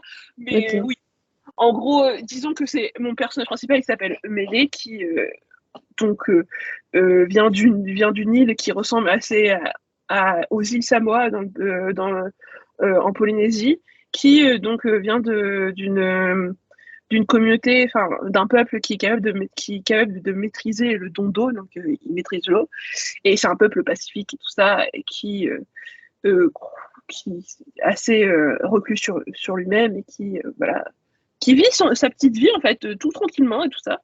Et oui, donc comme je disais, un peuple complètement pacifiste, ça veut dire que si tu t'es pris en flagrant délit d'actes de violence, bah c'est bye bye, tu peux partir de cette île, t'es répudié en fait, voilà. Et donc elle a sa meilleure amie qui se fait, à sa meilleure amie et d'autres personnes, d'autres amis de son île qui se font enlever sous ses yeux. Et en fait, pour tout le monde, il faut laisser ça comme ça parce que c'est la destinée, voilà. Et en fait, elle peut pas. Et elle peut pas laisser ça comme ça. Et du coup, alors qu'elle a commencé à mettre des grosses responsabilités, parce que c'est littéralement la fille des chefs de l'île, et qu'elle est censée se marier aussi, s'unir à une personne sur cette île, et elle s'enfuit. Ah oui, d'accord. Et elle s'enfuit, bon, disons que son but c'est de les récupérer et de revenir avec, donc pas de s'enfuir très longtemps, mais voilà. Et en fait, pour ce faire, elle monte dans un bateau, et elle pense monter dans un bateau de marchand pour juste pouvoir récupérer les personnes qui ont enlevé ces filles-là. Et en fait, elle découvre que elle est dans un bateau de traque-morts. Et en fait, les traque-morts, c'est des chasseurs, comme je disais, mais c'est des chasseurs, bien sûr, ils tuent les monstres, mais ils n'ont pas une très bonne éthique, disons. Puisque c'est censé être des traque-morts aussi qui ont enlevé ces filles-là, bref. Et en fait, elle tombe là-dedans, et elle tombe sur un capitaine, qui est un jeune capitaine près de son âge, et tout ça. Et en fait, lui la met au fer parce qu'elle est une passagère clandestine, elle est pas censée être là.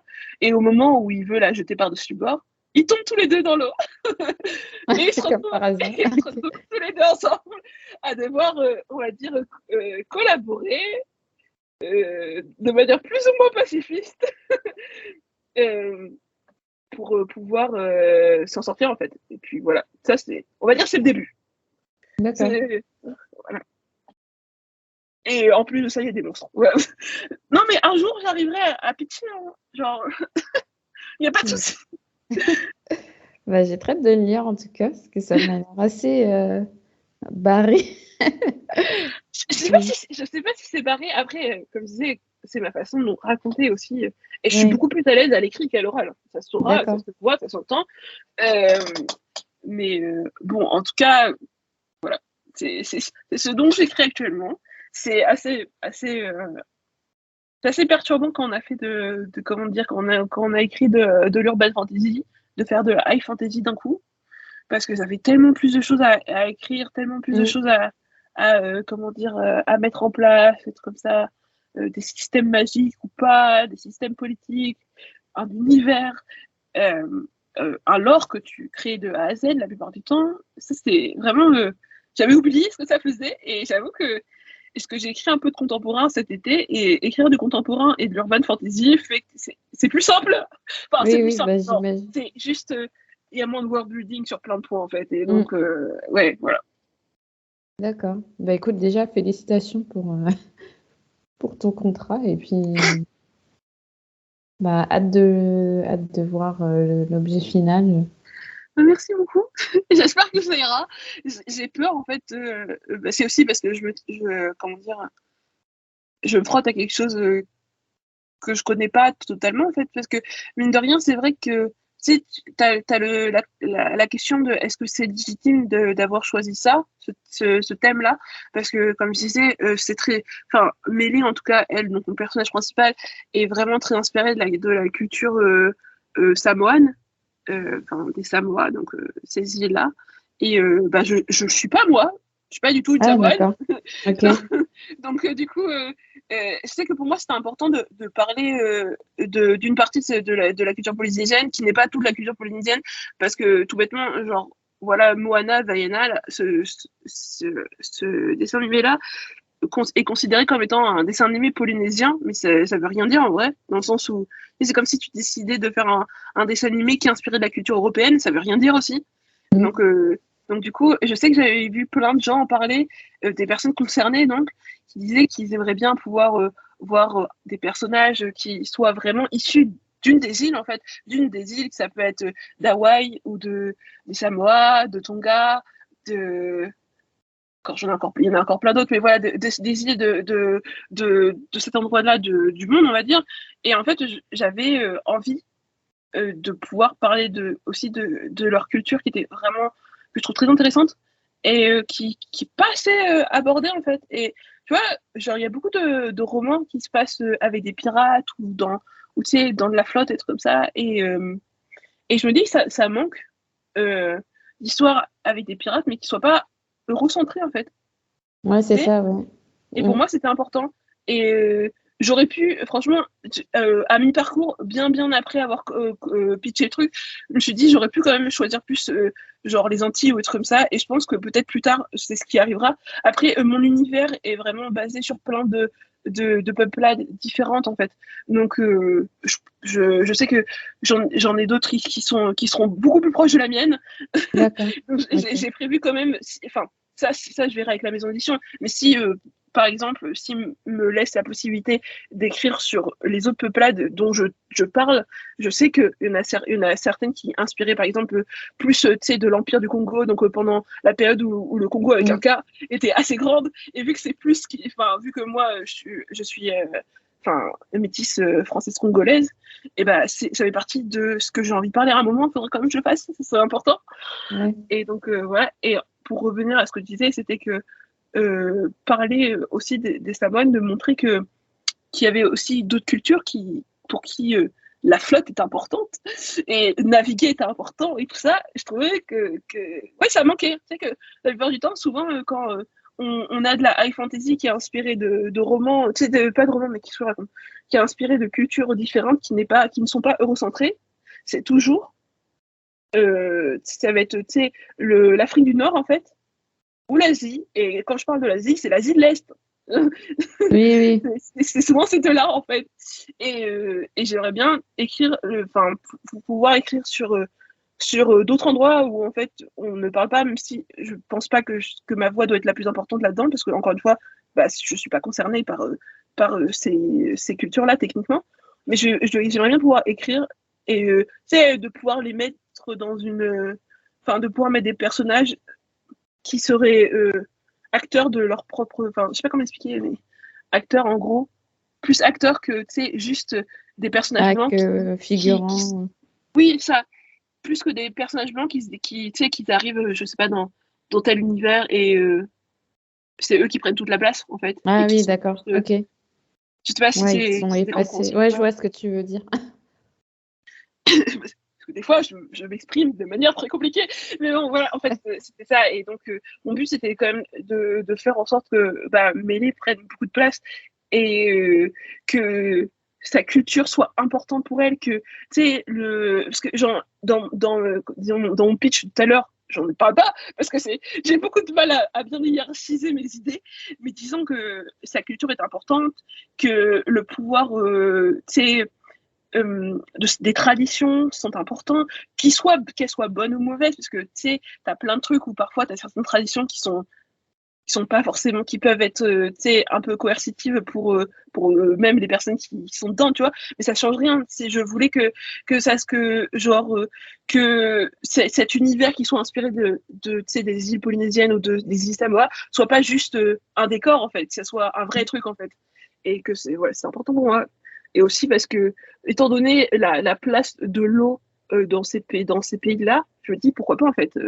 Genre, pourquoi ne pas en parler, pourquoi pas placer ça dans cet endroit-là. Et je sais que, bizarrement, enfin pas bizarrement, mais à ma bonne surprise, c'est ce qui a aussi plu à Hachette, en fait. Le fait de parler d'une culture qu'on entend peu parler, en fait, En tout cas en France. En France, parce qu'aux États-Unis, bon, je vais pas me mettre un faux dump là-dessus, mais aux États-Unis, les Samoans, il y en a beaucoup en fait, parce que c'est logique, c'est de ce côté, c'est plus de ce côté-là que de l'autre côté, puisque il faut genre 38 heures pour rejoindre les Samoans de France. Donc voilà. Mais ouais, bref. Comme je disais, toujours cette petite peur de pas être légitime pour en parler, ce qui est d'une certaine manière assez vrai, mais voilà. Ok. Je comprends. Après, tu as certainement dû faire des recherches. Oui. Je trouve que ça fait partie de ce que je préfère, en fait. Vraiment découvrir les cultures différentes et de voir un peu comment elles ont évolué et surtout aussi de voir ce que la colonisation a pu leur enlever, en fait. Et c'était important pour moi de découvrir et de voir. Donc, j'ai lu beaucoup de pages web en anglais, des blogs de personnes qui sont des Samoans, en fait, tout court. Et donc, là, j'étais en train de lire en anglais, de voir ce qu'ils pensaient des personnes qui reconnectaient avec leurs racines. Et je trouve ça trop bien, en fait.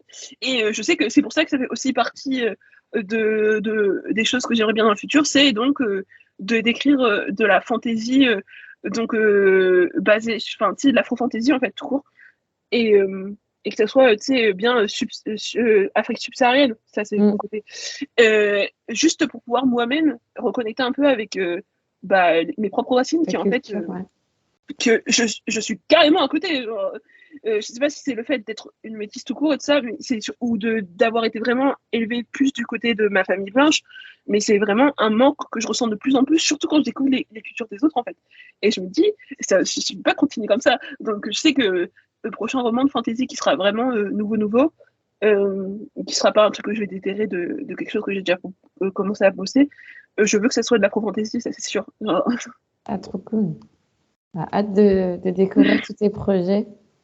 On a déjà bien papoté, presque une heure et demie. Non, mais je parle beaucoup trop, je suis vraiment désolée. Mais si tu veux, on peut faire l'impasse sur le côté illustratrice. En vrai, j'en ai déjà parlé. Ouais, t'en as parlé aussi. Mais on va clôturer par les recommandations. Ouais, mais c'est bien, je trouve ça. C'est parfait, puisque je parle d'afro-fantasy, donc c'est exactement ça. Bah écoute, en termes. Enfin, vas-y, pose ta question. Est-ce que tu as une lecture marquante que tu as eue en fantasy ou en contemporain ou autre dernièrement? Alors, j'en ai eu pas mal en contemporain, mais il y en a une. Enfin, il y en a deux précisément contemporains qui m'ont vraiment retourné, mais j'ai toujours du mal à en parler pour l'instant parce que j'arrive pas tellement à savoir quoi en dire dessus, mais qui ont bien fonctionné. Je pense que c'était plus les mots qui m'ont plu, l'histoire aussi bien sûr, mais tu sais, genre les mots m'ont touché d'une certaine manière et tout ça. Mais si je devais vraiment, surtout utiliser ta plateforme pour parler de romans qui m'ont marqué, et c'est encore une fois, et vu que je te parlais d'afro-fantasy, c'est vraiment là-dessus, ça va être, comment ça s'appelle, Beast of Prey, ok. qui est sorti chez De Saxus l'année dernière, par l'autrice, attends, Ayana Gray, ouais. Qui, je sais, n'est pas parfait. Alors, je le sais, c'est pas parfait, mais qui a mon cœur quand même. et qui, en fait, j'étais vraiment trop contente de lire. J'étais trop heureuse, en fait, de lire cette histoire parce que ça résonnait, en fait, sur plein de trucs. Même si, comme je disais, je me sens quand même déracinée de plein de choses par rapport à ma culture du côté de ma mère. C'est le fait d'être dans un univers complètement genre afrocentré, c'était tellement bien. Et ouais, je sais pas comment expliquer. L'histoire déjà m'a plu, c'est sûr. Les personnages ont mon cœur de ouf, mais comment dire, le setting en fait, le setting, la façon dont c'est fait, la façon dont c'est écrit, les personnages comment ils sont et la façon dont ils évoluent, et le fait qu'ils soient pas dans les clichés qu'on leur donne habituellement dans la littérature de fantasy, qu'on va dire plus eurocentrée, je dirais. personnage noir masculin qui va être là pour être le bout en train, le personnage noir féminin qui va être là pour être la maman du groupe, qui va avoir son côté un peu nourricière, je dirais. Je sais pas si tu comprends ce que je veux dire, mais ouais. J'ai souvent maternelle un peu. C'est ça, maternelle exactement. J'ai souvent ce ressenti-là quand je lis la plupart du temps. Et là, rien à voir. En plus, la grande surprise, c'est que l'un des personnages principaux, qui est le personnage masculin dedans, a des codes de neuroatypiques, en fait, neurodévergents, tout ça. Et genre, vu que j'en suis une, que j'ai un TDAH et que je suis sur le TSA, enfin que j'ai un TDAH et que je suis aussi sur le trouble du spectre autistique, le fait d'avoir un personnage comme ça, et qui soit noir en plus, et qui est un guerrier, mais en même temps on ne l'a pas juste cantonné au rôle de guerrier, qui est quelqu'un de très érudit, qui aime passer son temps dans les livres, qui est introverti, qui parfois fait des choix qui sont pas bons, mais qui essaye de pas faire les choses de la mauvaise manière, qui a beaucoup de culpabilité et tout ça, alors qu'en vrai elle devrait pas être là, je sais pas comment expliquer, mais c'est que les sujets qui me touchent, et le fait d'avoir tout ça là, et j'étais waouh, c'était vraiment, ça m'a vraiment marqué. J'ai vraiment apprécié ma lecture, un peu moins la fin, mais très contente que ça ait été traduit. Voilà. Et en plus de savoir qu'il va y avoir une adaptation Netflix. Ah bon? Ah, je ne oui. savais pas. Okay. Non, mais j'étais vraiment trop contente de voir ça, parce que déjà, alors, premier roman de l'autrice, donc son premier roman publié. Et en plus, adaptation Netflix. Je sais pas ce que ça va donner, parce que Netflix, ils aiment trop jouer avec nos cœurs. Donc, genre avec notre confiance, nos cœurs et tout ça.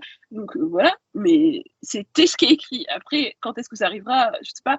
Mais en tout cas, moi, ça m'a vraiment plu. Et puis, même pas que ça, je sais que à la fin, avant les remerciements, l'autrice, elle a fait une espèce de... Je sais pas comment dire, mais c'est en fait une explication de ses recherches qui l'ont amenée à l'univers qu'elle a créé. Tu vois, parce que l'autrice est afro-américaine, donc elle est pas du fait d'être déracinée. Et du coup, même si on n'a pas du tout le même background, ça, elle a parlé elle parle de culture qui techniquement, entre guillemets, c'est pas le cas, n'est pas forcément la sienne, parce que tu sais, elle sait pas d'où elle vient. Elle peut pas genre dire que ses ancêtres venaient, je sais pas, de Congo ou du Nigeria, elle pourrait pas savoir en fait. Elle en a aucune idée.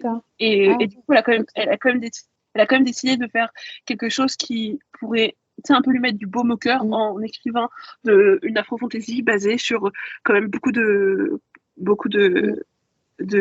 d'histoires,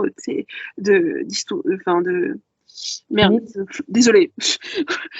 Je jure comme ça, bref, du folklore africain, de l'Afrique subsaharienne, et tu sais, le fait qu'elle ait dû rechercher, découvrir tout ça, découvrir certaines choses, découvrir des plats que peut-être qu'elle connaissait pas, tu vois. Et ben en fait, ça lui a permis franchement un peu d'une certaine manière de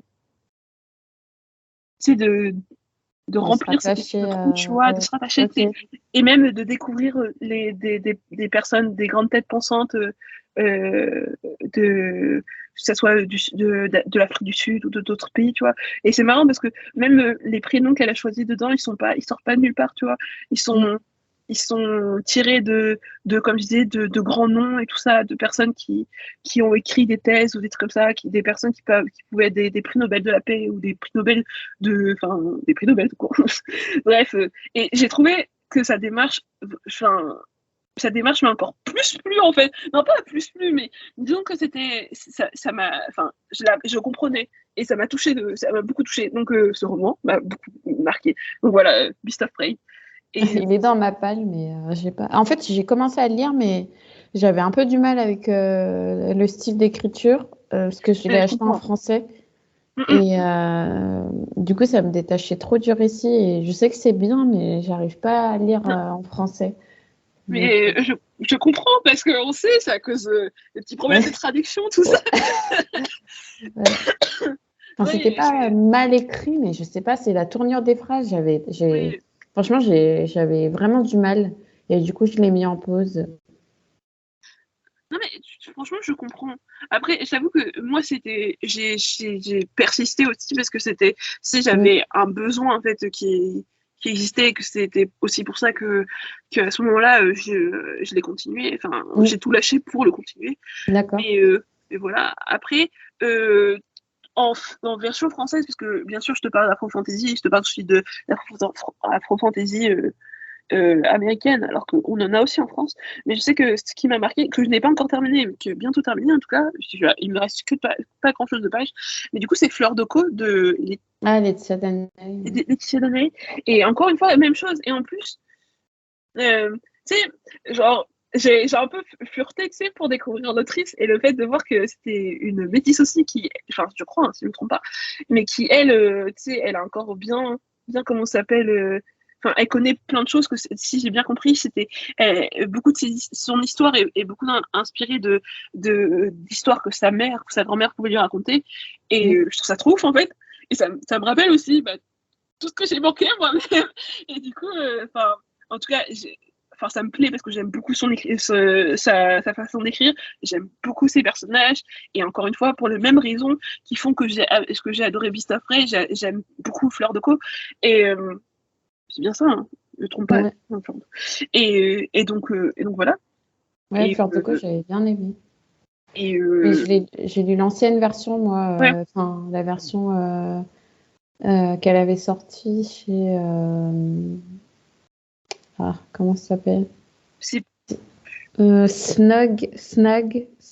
Ah oui, Snag Édition, oui, je sais pas, souviens, je crois que ça n'existe plus, mais... C'est ça, ils ont fermé, ils n'ont pas été très cool avec de ce que j'ai compris, mais... Ouais. Ok. Du coup, moi, j'avais entendu vite fait parler, mais c'était à des moments où je le lisais presque pas, j'avais pas le temps. Pardon. Et du coup, j'ai redécouvert avec Hachette, donc. Ça fait un peu corpo de dire ça, ouais. j'ai redécouvert avec Hachette et donc vraiment apprécié ma lecture et tout ça. Et donc voilà. Et oui, si je dois proposer 2 romans, ça sera, enfin, si je devais parler de 2 romans, ce serait ces 2-là. Parce qu'après, je lis beaucoup, mais je termine très peu. Parce que je lis beaucoup trop de choses en fait. Et je suis le cauchemar des personnes qui ont des pales bien, comment dire, qui débordent, c'est ça?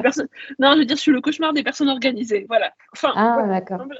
Disons que, tout bêtement, si j'achète un livre, je vais commencer à lire les 14 premières pages, ou les 20, parfois les 30, et après, je vais me dire, bon, je continuerai plus tard, mais je vais faire ça avec tous les livres que j'ai achetés. Et en fait, t'as certains livres qui vont passer les 40 pages, qui vont parfois passer les 50, et parfois, je vais aller jusqu'au bout, ou parfois, je vais lire jusqu'à 200 pages, et après, je vais oui, plus tard, parce que j'arrive à un moment où, tu sais, émotionnellement, c'est un peu dur, et il faut que je me prépare psychologiquement, et du coup, au lieu de me préparer psychologiquement et de bien respirer un coup et de continuer, je vais commencer autre chose.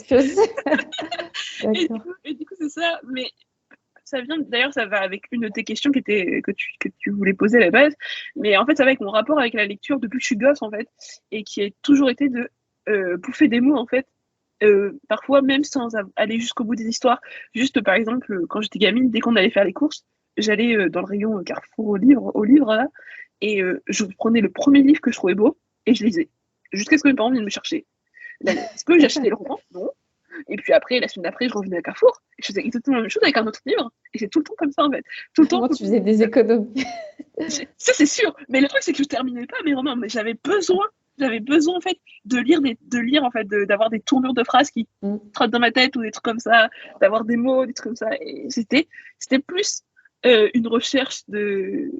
Enfin, c'est un besoin de lire des mots que de lire des histoires, bizarrement. Genre... Alors que j'aime bien les histoires, hein, mais.